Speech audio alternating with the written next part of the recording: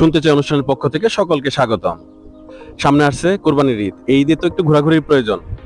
তো কোথায় ঘুরবেন? নানা পরিচিত জায়গায় তো আপনারা অনেক ঘুরলেন। আজকে আপনাদের জানাবো কিছু পরিচিত এবং অপরিচিত কিছু জায়গার সন্ধান, যেখানে আপনারা ঘুরতে পারেন প্রকৃতির সান্নিধ্যে। আজকে তার প্রথম পার্ট দিচ্ছি, দ্বিতীয় পার্ট দেখার আমন্ত্রণ জানাচ্ছি। Mymensingh botanical garden. শহরের ব্যস্ততা পেছনে ফেলে যদি পরিবার নিয়ে একটু নিরিবিলি সময় কাটাতে চান, তাহলে ময়মনসিংহের বাংলাদেশ কৃষি বিশ্ববিদ্যালয়ের বোটানিক্যাল গার্ডেন হতে পারে আপনার পরবর্তী গন্তব্য। প্রায় 25 একর জায়গা জুড়ে ছড়িয়ে থাকা হাজারো গাছ, পাখির কলতান আর পাতার মৃদু মর্মধ্বনি সব মিলিয়ে এক প্রশান্তির জগৎ। গার্ডেনের পাশ দিয়ে বয়ে চলা পুরাতন ব্রহ্মপুত্র নদের শান্ত ধারা যেন পুরো অভিজ্ঞতাকে করে তোলে আরও গভীর। গৌরীপুর লজ। গৌরীপুর লজ 1828 খ্রিস্টাব্দে প্রতিষ্ঠিত হয়েছিল। ময়মনসিংহ শহরের প্রাণকেন্দ্রে অবস্থিত একটি ঐতিহাসিক স্থাপনা, যা একসময় ছিল জমিদারদের বসবাসের স্থান। ব্রিটিশ শাসনামলে নির্মিত এই লজ ছিল স্থানীয় রাজনৈতিক ও সাংস্কৃতিক কেন্দ্রবিন্দু।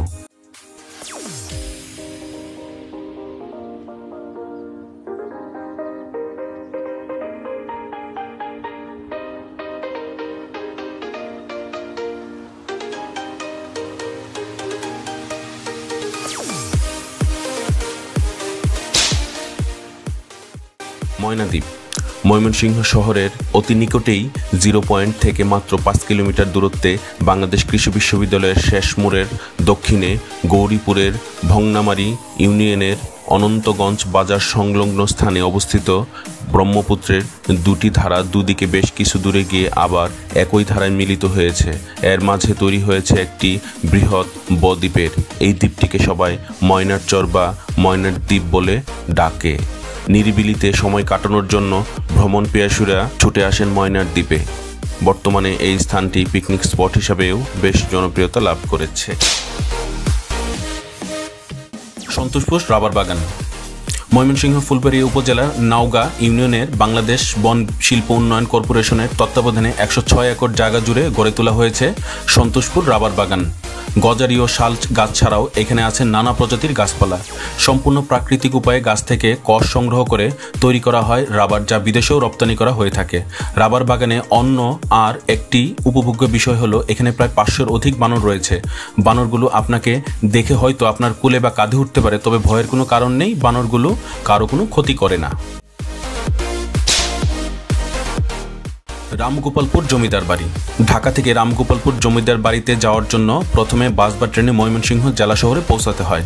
ময়মনসিংহ থেকে কিশোরগঞ্জগামী সড়ক ধরে বাস বা সিএনজি নিয়ে রামগোপালপুর বাজারে আসা যায়। বাজারে স্থানীয় কাউকে জিজ্ঞেস করলে সহজেই জমিদার বাড়ির রাস্তা পাওয়া যায়। একসময় জৌলুসপূর্ণ ও ভঙ্গিমায় রাজকীয় এই জমিদার বাড়িতে ছিল চিড়িয়াখানা, বাগানবাড়ি, রঙ্গমঞ্চ, বিশাল সাগর দিঘি এবং কারুকার্যময় পুকুরঘাট। এই জমিদার বাড়ি শুধু একটি বিলাসবহুল ভবন নয়, বরং আমাদের দেশের ঐতিহ্য ও ইতিহাসের একটি নিঃশব্দ সাক্ষী, যা সময়ে ক্ষয়ে ক্ষয়ে আজ এক স্মৃতিচিহ্ন হয়ে রয়ে গেছে।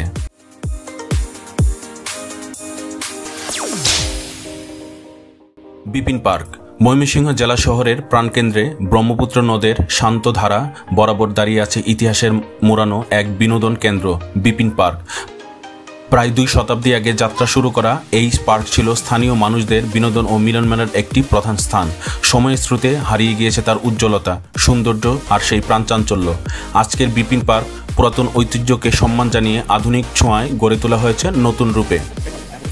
নির্মাণ করা হয়েছে দৃষ্টিনন্দন ঝর্ণা, ফুলের বাগান, বসার বেঞ্চ, পায়ে হাঁটা পথ আর সীমানা প্রাচীর।